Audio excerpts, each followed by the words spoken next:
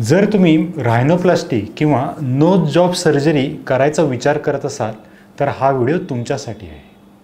मी आहे डॉक्टर नीरज भवान, board certified plastic surgeon, निर्मिती cosmetic surgery centre, Sangli आणि कोल्हापूर। तर रायनोप्लास्टी म्हणजे काय? रायनोप्लास्टी म्हणजे नाकाची शस्त्रक्रिया। आता आजच्या या व्हिडिओमध्ये मी रायनोप्लास्टी म्हणजे काय, त्याचे प्रकार काय असतात, ते करायच्या अगोदर काय काळजी घ्यायला पाहिजे, नंतर काय काळजी घ्यायला पाहिजे, या संदर्भातली सगळी माहिती एका व्हिडिओमध्ये द्यायचा प्रयत्न करणार आहे। तर सुरुवातीला आपण बघूया रायनोप्लास्टी म्हणजे काय। तर यालाच आपण नाकाची शस्त्रक्रिया म्हणतो। रायनोप्लास्टी बेसिकली दोन वेगळ्या पार्टमध्ये डिवाइड केलेली आहे। एक म्हणजे फंक्शनल रायनोप्लास्टी, दुसरी म्हणजे एस्थेटिक रायनोप्लास्टी। फंक्शनल रायनोप्लास्टी म्हणजे ज्या लोकांना श्वास घ्यायला त्रास आहे किंवा ज्यांचा नाकाचा पडदा वाढलेला आहे किंवा बाकीचे काही आजार आहेत, त्यांना आपण सेप्टो रायनोप्लास्टी करतात। म्हणजे त्यांचा जो काही एक्स्ट्रा सेप्टम असतो तो सेप्टम या सर्जरीमध्ये रिपेअर करतात आणि त्यांना श्वास घ्यायला मोकळीक मिळते।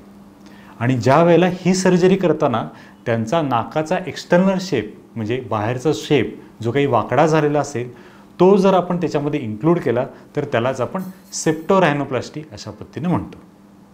पण काही लोकांना श्वासाचा त्रास नसतो आणि त्यांना फक्त नाकाचा शेप चेंज करायचा असतो, तर त्यालाच एस्थेटिक रायनोप्लास्टी किंवा रायनोप्लास्टी असंच आपण म्हणू शकतो। तर रायनोप्लास्टीचा सगळ्यात महत्त्वाच्या पार्टकडे आपण वळूया, तो म्हणजे कन्सल्टेशन। म्हणजे डॉक्टरांना तुम्ही भेटता आणि रायनोप्लास्टी करणार आहे म्हणून सांगता। अनेकदा माझ्याकडे पेशंट येतात आणि ते म्हणतात मला रायनोप्लास्टी करायची। As a doctor, as a plastic surgeon आमच्यासमोर काही महत्त्वाचे मुद्दे असतात। तर सगळ्यात पहिला महत्त्वाचा मुद्दा असा आहे की तुम्हाला तुमच्या नाकामधला कुठला पार्ट आवडत नाही किंवा कुठल्या पार्टबद्दल तुम्हाला असं वाटतं की त्याला चेंज करायला पाहिजे। आणि दुसरा मुद्दा म्हणजे तुम्हाला कशा पद्धतीचं नाक पाहिजे। अनेकदा पेशंट डिस्कशनच्या वेळेला म्हणतात डॉक्टर मला नाक चेंज करायचं आहे पण तुम्हाला पाहिजे तसं करा। ॲक्च्युली टेक्निकली रायनोप्लास्टी ही सर्जरी आपण पेशंट म्हणजे किंवा क्लायंट त्यांच्या याच्यासाठी करत असतो, त्यामुळे त्यांचं ओपिनियन हे खूप महत्त्वाचं आहे। ॲज अ सर्जन आम्हाला सगळीच नाकं चांगली दिसतात, त्यामुळे सगळ्याच नाकामध्ये काहीतरी प्रॉब्लेम दिसतच असतो। त्यामुळे कन्सल्टेशन हे रायनोप्लास्टीमध्ये सगळ्यात महत्त्वाची गोष्ट आहे। आणि ज्या कन्सल्टेशनच्या एंडमध्ये जनरली मी कन्सल्टेशन दोन घ्यायचा प्रयत्न करतो। म्हणजे पहिल्या कन्सल्टेशनमध्ये पेशंटला काय हवं आहे किंवा त्याच्या काय अपेक्षा आहेत त्या आपण जाणून घेतो आणि सेकंड कन्सल्टेशनमध्ये त्या गोष्टीवरती आपण काहीतरी डिस्कस करू शकतो किंवा फ्युचर प्लॅन जो काय आहे तो आपण त्याच्यावरती डिस्कस करू शकतो। अनेकदा पेशंट रायनोप्लास्टीच्या वेळेला कन्सल्टेशनच्या वेळेला येतात, म्हणतात की मला ते एक फोटो दाखवतात की मला अशा पद्धतीचं नाक पाहिजे किंवा ही जे काही सेलिब्रिटी आहे तशा पद्धतीचं नाक आहे। जनरली मी ह्या प्रकाराला मी एनकरेज करतो। कशासाठी? तर पेशंटचा दृष्टिकोन काय आहे किंवा पेशंटला कशा पद्धतीचं नाक हवं आहे त्याचे काही इनपुट्स आम्हाला मिळतात, जेणेकरून त्यांना त्यांचं नाक त्यांना हवं तशा पद्धतीनं करण्यामध्ये आम्हाला मदत होते। त्याबरोबरच आमच्याकडे क्रायसेलिक्स म्हणून एक सिस्टीम आहे, ज्याच्यामध्ये आम्ही पेशंटचे फोटोग्राफ काढून त्याचं 3D रिकन्स्ट्रक्शन करू शकतो आणि त्यानंतर पेशंटला हव्या तशा पद्धतीनं त्याचा आफ्टरचा रिझल्ट पण दाखवू शकतो।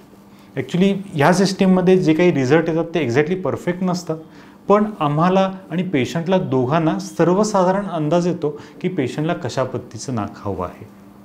त्यामुळे तुम्हाला लक्षात आलं असेल की ही सर्जरीची सगळ्यात महत्त्वाची प्रोसेस आहे। इव्हन मी असं म्हणतो सर्जरीपेक्षा ही प्रोसेस खूप महत्त्वाची आहे।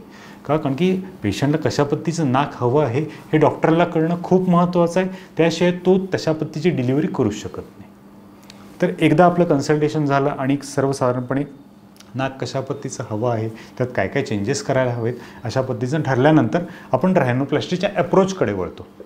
दोन पद्धतीनं रायनोप्लास्टी करण्यात येते। पहिली म्हणजे ओपन रायनोप्लास्टी आणि दुसरी म्हणजे क्लोज रायनोप्लास्टी। सिंपल ओपन रायनोप्लास्टीमध्ये कॉलमेला म्हणजे नाकाचा हा जो काही मधला पार्ट आहे तिथं छोटासा इन्शन घेतला जातो आणि नाक उघडलं जातं। क्लोज रायनोप्लास्टीमध्ये हा इन्शन घेतला जात नाही, जी काही गोष्टी असतात ती आतल्या बाजूला होतात। आम्ही दोन्ही पद्धतीच्या सर्जरी करतो। सर्जरी ही डिसाईड कधी होते? ज्यावेळेला तुम्हाला कशा पद्धतीची रायनोप्लास्टी पाहिजे त्याच्यासाठी होते। जर तुम्हाला टिपमध्ये जास्त वर्क करायचं नाही आहे, टिपमध्ये जास्त चेंजेस करायचे नाही आहेत, अशा वेळेला क्लोज रायनोप्लास्टी हा आम्ही अप्रोच ॲक्सेप्ट करतो। पण ज्यावेळेला एक्सटेन्सिव्ह वर्क करायचं असेल, टिपमध्ये मॉडिफिकेशन करायचं असेल, त्यावेळेला ओपन रायनोप्लास्टी सर्जनच्या दृष्टीनं जरासं कम्फर्टेबल जातं, जेणेकरून डिलिव्हरी एकदम चांगल्या पद्धतीनं आपल्याला करता येते. आणि ओपन रायनोप्लास्टी जो काही स्कार असतो तो एकदम छोटा असतो, एकदम मिनिमल असतो आणि ऑलमोस्ट न दिसण्यासारखा पण असतो. तर आता आपला रायनोप्लास्टीचा अप्रोच फिक्स झाला. त्याच्या पुढं आलं सर्जरी आणि सर्जरीच्या अगोदरचे ब्लडच्या टेस्ट. तर आम्ही सर्जरीच्या दृष्टीने काही ब्लडच्या टेस्ट ॲडवाईज करतो.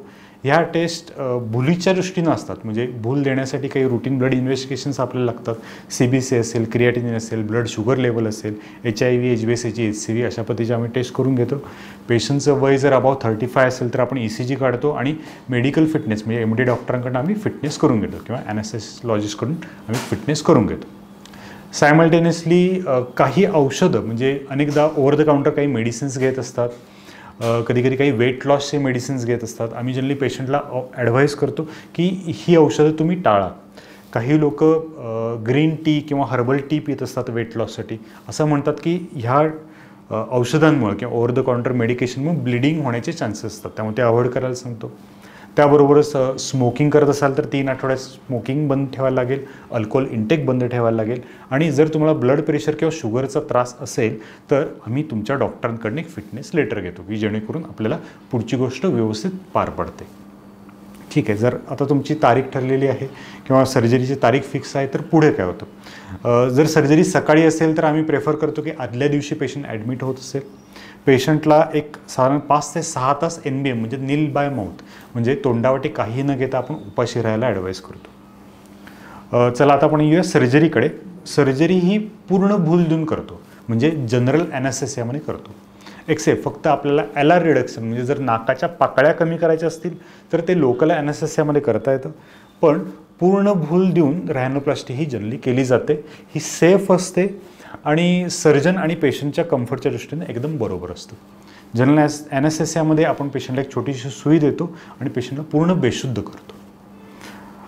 प्रोसेस ॲनेस्थेसिया दिल्यानंतर ही प्रोसेस पुढं जाते आणि जसं काही आपण ऑपरेशनच्या अगोदर कन्सल्टेशनच्या वेळेला डिस्कस केलेलं असतं त्या स्टेप वाईज आम्ही पुढं जातो सर्जरीमध्ये. रायनोप्लास्टीमध्ये आणखी 2 प्रकार येतात. आता जनरली आपल्या भागामध्ये रिडक्शन रायनोप्लास्टीपेक्षा ऑगमेंटेशन रायनोप्लास्टी जास्त असते. म्हणजे काय तर नाकाचा शेप तुम्हाला वाढवायचा आहे किंवा नाकाचं टिप प्रोजेक्शन वाढवायचं आहे तर त्याला आपण ऑगमेंटेशन किंवा रायनोप्लास्टीचा एक प्रकार अशा पद्धतीनं म्हणतो. तर नाकाचा शेप पुढं घेण्यासाठी किंवा वाढवण्यासाठी, ब्रिज वाढवण्यासाठी आपल्याला आतमध्ये काहीतरी मटेरियल वापरायला लागेल. तर हे मटेरियल 2 पद्धतीचं असतं. पहिलं म्हणजे त्याला म्हणतात सिलिकॉन इम्प्लांट. हे काही सिलिकॉन नावाचं एक इनर्ट मटेरियल असतं. त्याचे प्री फॅब्रिकेटेड म्हणजे नाकाला आपला हवा तशा शेपचे काही इम्प्लांट असतात, ते आपण वापरू शकतो ज्यावेळेला पेशंटला नाकाचा भाग उचलायचा असेल त्यावेळेला. आणि ज्यांना इम्प्लांट करायचा नसेल किंवा फॉरेन बॉडी नको असेल अशा वेळेला आपण बरगडीचं हाड पण वापरू शकतो. हे दोन्ही ऑप्शन आम्ही कन्सल्टेशनच्या वेळेला पेशंटशी पूर्ण डिस्कस केलेले असतात. आणि त्या दोन्हीचे जे काही फायदे आहेत ते तोटे आहेत ते मोस्ट प्रॉब्ली मी पुढच्या व्हिडिओजमध्ये तुम्हाला डेफिनेटली सांगेन. सर्जरीची प्रोसेस कंप्लीट साधारण डिपेंड्स अपॉन कुठली प्रोसिजर आहे त्यानुसार त्याला ड्युरेशन ठरलेलं असतं. 2 ते 2.5 तासापासून 4 तासापर्यंत पण सर्जरीला वेळ लागतो.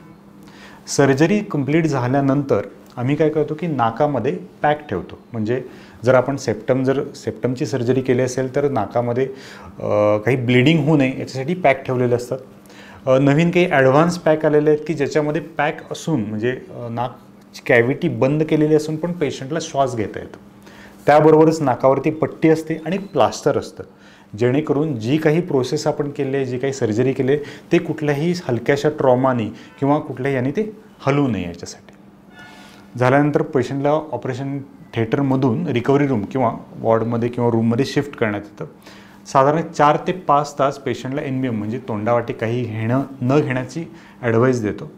त्या काळामध्ये पेन हा प्रकार अनेक लोक विचारतात की सर मला ऑपरेशननंतर पेन होईल का किंवा पेन किती लेवलचं असेल. रायनोप्लास्टीमध्ये नाकाची शस्त्रक्रिया होते त्यावेळेला पेन हे खूप मिनिमम असतं. रिब कार्टिलेज किंवा बरगडीचं हाड काढल्यानंतर त्या ठिकाणी पेन होऊ शकतं, तर त्यासाठी आम्ही काही नमिंग इंजेक्शन त्या रिजनमध्ये देतो. तेव्हा पेन हा प्रकार खूप कमी असतो. साधारण 4 ते 5 तास झाल्यानंतर पेशंटला आपण ओरली लिक्विड घ्यायला सांगतो. लिक्विड जर टॉलरेट झालं तर त्याला सेमी सॉलिड फ्लूइड किंवा semi solid food, normal solid food वगैरे करायला सांगतो. पेशंटचा डिस्चार्ज आम्ही जनरली 1 दिवसानंतर किंवा 2 दिवसानंतर ठेवतो. डिपेंड्स अपॉन त्याची कुठली सर्जरी जी आलेली आहे त्याच्यावरती अवलंबून आहे. डिस्चार्जच्या वेळेला आम्ही जो काही नाकातला पॅक आपण घातलेला आहे, जो ब्लिडिंग अवॉइड करण्यासाठी घातलेला आहे, तो आम्ही काढतो आणि पेशंटला विथ प्लास्टर म्हणजे नाकावरती जे काही प्लास्टर असतं ते प्लास्टर आम्ही डिस्चार्ज करतो. पहिल्या 4 ते 5 दिवसासाठी आम्ही अशी ॲडवाईस करतो की पेशंटनी घरी थांबावं, इंडोर थांबावं. कुठले तरी अर्जंट काम असेल तरच ते करण्यासाठी बाहेर पडावं. 5 ते 7 दिवस त्यांनी विश्रांती घेणं गरजेचं आहे. त्या काळामध्ये पेशंटच्या नाकावरती, डोळ्यावरती किंवा डोळ्याच्या खाली गालावरती सूज येऊ शकते. आता सूज ही नॉर्मल गोष्ट आहे. आपलं कुठलाही जर आपल्याला मुका मार लागला असेल किंवा कुठल्याही पत्तीचा ट्रॉमा झाला असेल तर त्यानंतर बॉडीची एक नॅचरल रिॲक्शन असते, ती म्हणजे सूज येणे. ही सूज मॅक्सिमम साधारण 4थ्या किंवा 5व्या दिवसापर्यंत येते आणि त्याच्यानंतर ती हळूहळू ओसरायला लागते, कमी होऊन जाते. सुजेसाठी, सूज कमी येण्यासाठी आम्ही डेफिनेटली पेन किलर देतो. काही सिरॅशिओपेप्टिडेज किंवा सूज कमी करण्याचे औषधं पण पेशंटला आम्ही चालू करतो. त्याबरोबरच पेशंटला नाकात ड्रॉप्स आम्ही ॲडवाईज करतो जेणेकरून श्वास घ्यायला त्यांना अडचण होऊ नये किंवा नाकात पॅक वगैरे नाक पॅक पूर्ण होऊ नये याच्यासाठी आम्ही काही औषधं वगैरे देतो. 7व्या दिवशी पेशंटनी परत क्लिनिकमध्ये व्हिजिट करायची असते. त्यावेळेला आम्ही काय करणार की त्यांचं जे काही प्लास्टर असेल ते काढणार, जे काय आपलं ड्रेसिंग असेल ते काढणार, नाकाचा शेप बरोबर आहे, प्लास्टर बरोबर आहे हे एकदा चेक करणार आणि त्याबरोबरच आपण जे काही टाके घातलेले असतात, जे नाकाचे इथले टाके असतात ते आम्ही 7व्या दिवशी काढतो. नाकाच्या आतमधले जे काही टाके असतात, जे विरघळणारे टाके असतात ते काढायची जनरली गरज पडत नाही. सर्वसाधारणपणे पेशंटला जो काही रिझल्ट आपण ऑपरेशन थिएटरच्या वेळेला केलेला होता तो 6व्या-7व्या दिवशी दिसतो, पण जी काही सूज असते ती राहते. त्याच्यामुळं टिपची सूज किंवा जो काही डॉर्सम आहे त्या ठिकाणची सूज राहू शकते. ही सूज पूर्णपणे उसरायला साधारण 3 ते 4 आठवडे लागतात. 70 to 80% सूज ही 3 ते 4 आठवड्यात कमी होऊन जाते, पण फायनल रिझल्ट यायला साधारण 5 ते 6 महिने लागू शकतात. त्याबरोबरच अनेक पेशंटला भीती असते दुखण्याची, खूप दुखतं का, जसं तुम्हाला म्हटलं दुखणं एवढं जास्त नसतं, पण एक सुन्नपणा किंवा नमिंग सेन्सेशन जो काही टिपचा पार्ट आहे, डॉर्समचा पार्ट आहे त्या ठिकाणी राहू शकतं आणि जसं टाईम जातो तसं तुम्हाला ते नॉर्मल सेन्सेशन येऊन जातं. काही लोकांना मी सन प्रोटेक्शन घ्यायला सांगतो, सनस्क्रीन लोशन लावायला सांगतो की जो काही स्कार आहे, जो आपण घेतलेला स्कार आहे तो जास्त डीप होऊ नये. आता मुद्दा आहे पुढचा कॉम्प्लिकेशन किंवा साईड इफेक्टचा. मेजरली रायनोप्लास्टी ही खूप सेफ प्रोसिजर आहे. याच्यामध्ये साईड इफेक्ट किंवा कॉम्प्लिकेशन होण्याचे चान्सेस खूप मिनिमम आहेत. सगळ्यात मोठं कॉम्प्लिकेशन किंवा साईड इफेक्ट तो म्हणजे रिझल्ट असं म्हणू शकतो. आता रायनोप्लास्टी ही या सर्जरीमध्ये जसं तुम्हाला म्हटलं की कन्सल्टेशन खूप महत्त्वाचं असतं.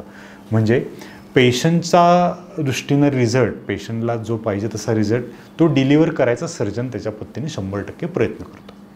पण कधीकधी त्याच्यामध्ये मिसमॅच राहू शकते. हे पर्सेंटेज प्रत्येक सर्जनचं वेगवेगळ्या पद्धतीनं असतं. आम्ही जनरली ॲडवाईस काय करतो, कुठलीही तुम्हाला रिव्हिजन सर्जरी करायची असेल किंवा तुम्ही आलेल्या रिझल्टमध्ये मॉडिफिकेशन करायचे असतील ते मिनिमम 6 ते 8 महिन्यानंतर तुम्ही करा. किंवा तुम्हाला जो काही रिझल्ट दिसत आहे त्या रिझल्ट तो फायनल समजू नका जोपर्यंत हा पिरियड कंप्लीट होत नाही.